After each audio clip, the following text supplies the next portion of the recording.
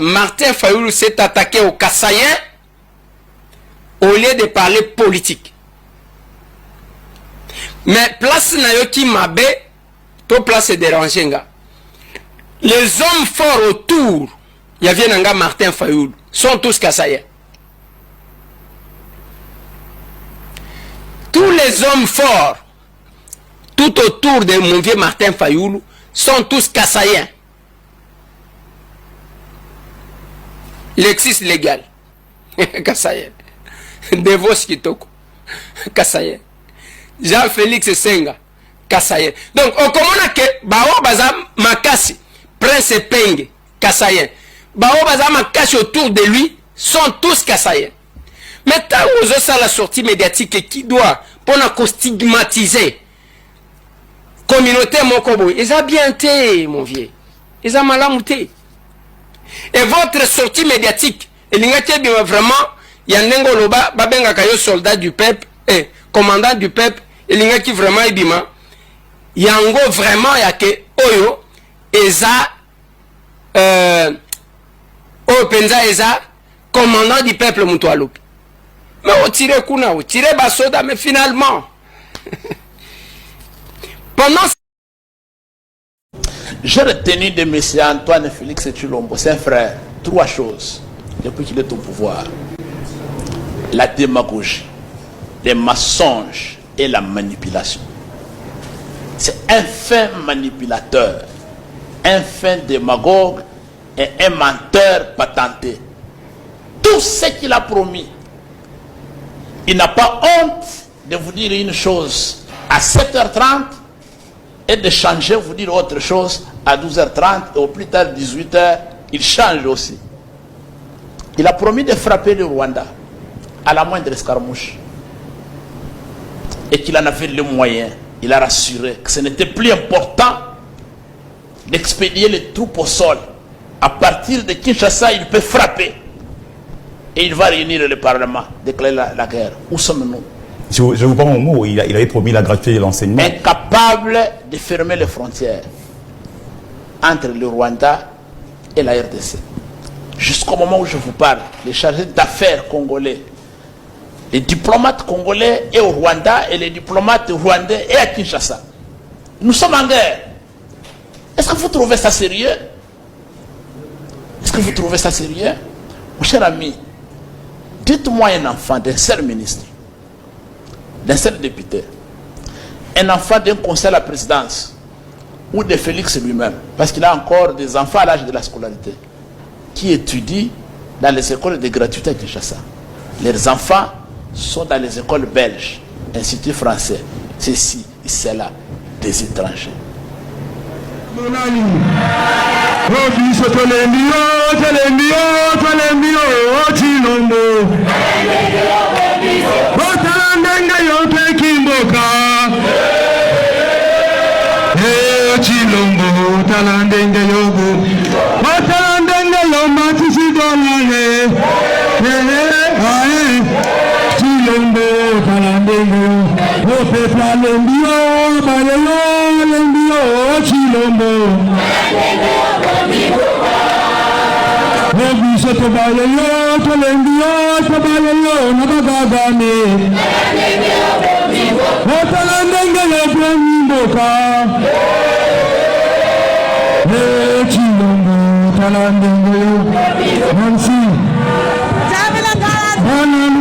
Un pays où tout le monde prend les décisions comme il veut, un pays à refaire.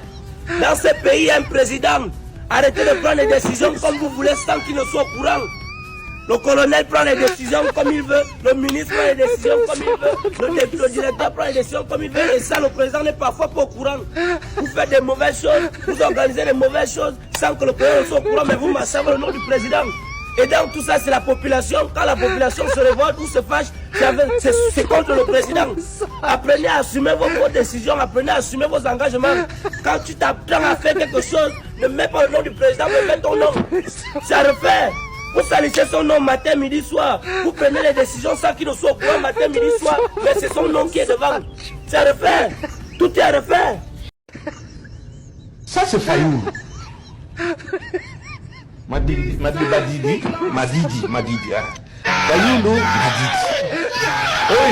La moindre escarmouche lisait sur mes lèvres.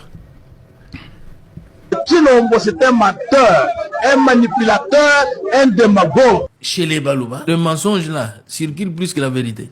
Une autre photo s'il vous plaît. Ça c'est un autre cassin perdu. Oh, coup de nazela kae. Bah on vote au thé. Pour quelle raison on ne va pas voter? On vote au thé. On ne le votera pas, pourquoi? Trop fanda. Tu sais, nous on n'aime pas les cassins qui attaquent le président. Les autres peuvent nous attaquer. Mais pourquoi? C'est normal. Mais on est dans un pays. Non, non, ils ne peuvent pas. C'est comme ça, c'est la loi. Nous-mêmes, quelle loi? Les cassins, nous sommes les dictateurs chez nous. Donc ils ne peuvent pas, ils ne peuvent pas. Ou même c'est le cas, ça ignore son réputation. Yeah, c'est ça, quand ce sont des questions de l'Est, il est toujours au premier banc, au premier rang. Mais c'est le pays. Balouba, Bakimokonzi, plus tard, ils sont tellement tribalistes que les lois va jouer Imperium, ça va jouer en Lelo, Mboka et Kopanzana, Muluba, Azali, trop tribaliste. Les Balouba n'ont pas le pouvoir, mais les Balouba sont pouvoir.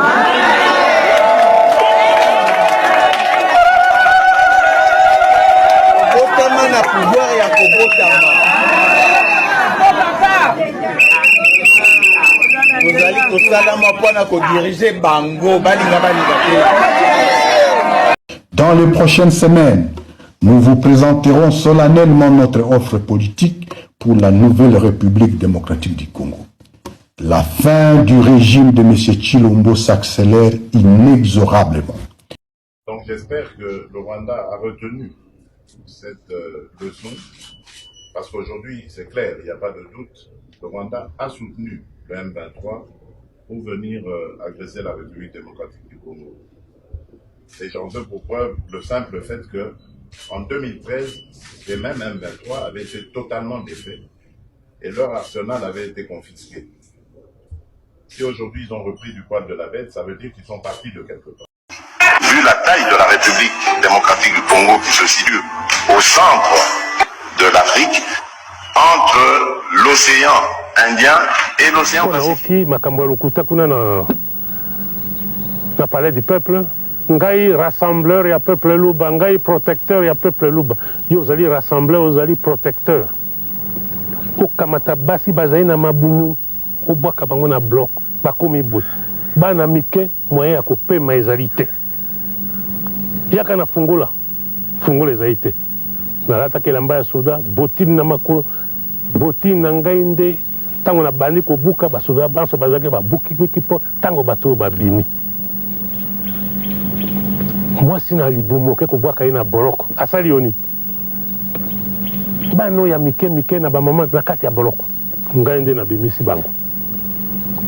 Histoire ya Zaire yango wana moto oyo atiaki bato wana nyonso na boloko oyo bato oyo ya alobi azali protecteur na bango bayebisi su na basuda na mayele babita na nzela ya kuna ya Chilenge toti bulldozer wana ezali kosala kola kobongisa nzela ezali kobongisa nzela te ebe bakundi bato ebele wana lokala bakana lopoto charnier akenda na lokotala na kati ya na kati na jeep na kome ba esika oyo ngunduka wana yali tala mikwana bato mikwana mitu mipanze banene tout ça nani asali makambo oyo pakala songolo yango nani oyo afingi ngai alobi te. Allez, j'ordonne son arrestation immédiate. Baya kokanga ngai moto alobi boye nani moto atiaki abomisi bato na charnier kuna na pakwanga asali sécession asali armée tribale et azali na liberté grâce à moi alobi kuna na nini. Allez, j'ordonne son wa babeteli maboko eloko ezali somo na makambo azali kosala somo pe soni citoyen journaliste na makambo mazali koleka ngai oyo basoda nsima na ngai ezala Shaba ezala Kivu ezala Ozaïre ezala eteni mobimba ya sud équateur nord équateur bandundu esika nini natiki kobunda ngai na basoda po tozonga na unité lingomba lioko bato banso basala basécession barébellion batondi wana na kati na ndako na conférence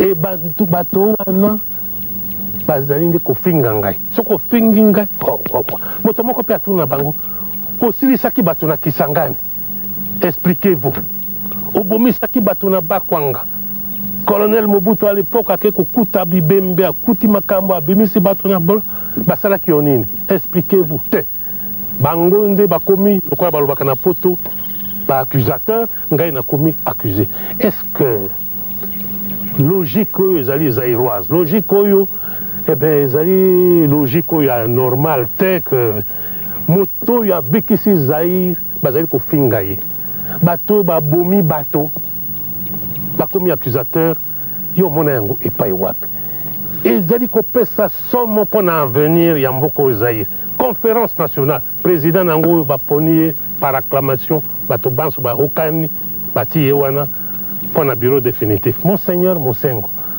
archevêque de Kisangani mais liboso monseigneur Mosengo akoma président ya conférence nationale liboso monseigneur Mosengo akoma archevêque ya Kisangani yo yebi histoire ya Zaire citoyen journaliste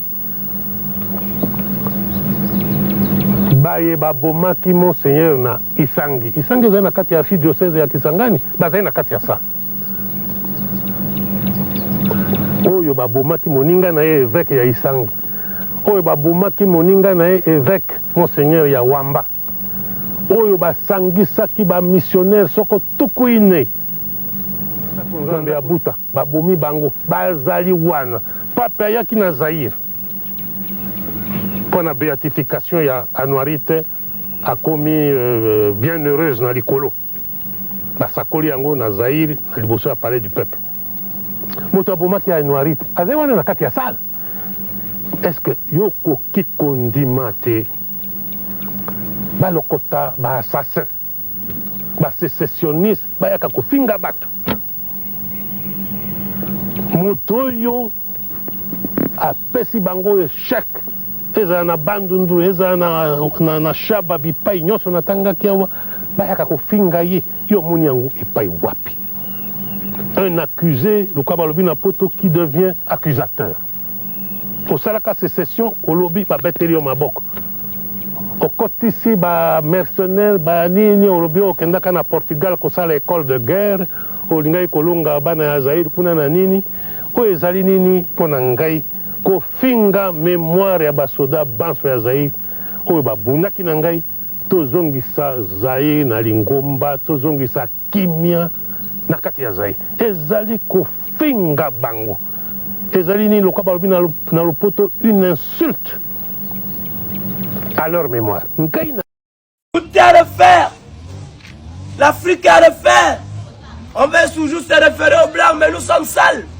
On ne sait pas entretenir nos villes, nos pays. Tu vas aller dans chaque pays d'Afrique, il y a les caniveaux pleins, les poubelles pleines, les chiens, les cadavres des chiens traînent dans les rues. Et ce sont eux qui parlent de développement, d'évolution, de urbanisme. Il n'y a pas d'urbanisme en Afrique. Chaque pays où vous irez, il y a toujours un endroit où il y a les caniveaux pleins. Les égouts sales, les bacs à ordures pleins. Nous sommes sales en Afrique. On ne sait pas entretenir nos pays. Mais on est toujours là à parler d'urbanisme, lutte contre la pollution, lutte contre la saleté. Mais nous sommes sales. L'argent qu'on doit entretenir nos pays avec, ils mettent ça dans les poches pour faire les grands voyages, acheter les voitures. Pendant que la population vit mal, ils sont à refaire. Nous vivons dans la pollution. C'est à refaire. Nous sommes à refaire.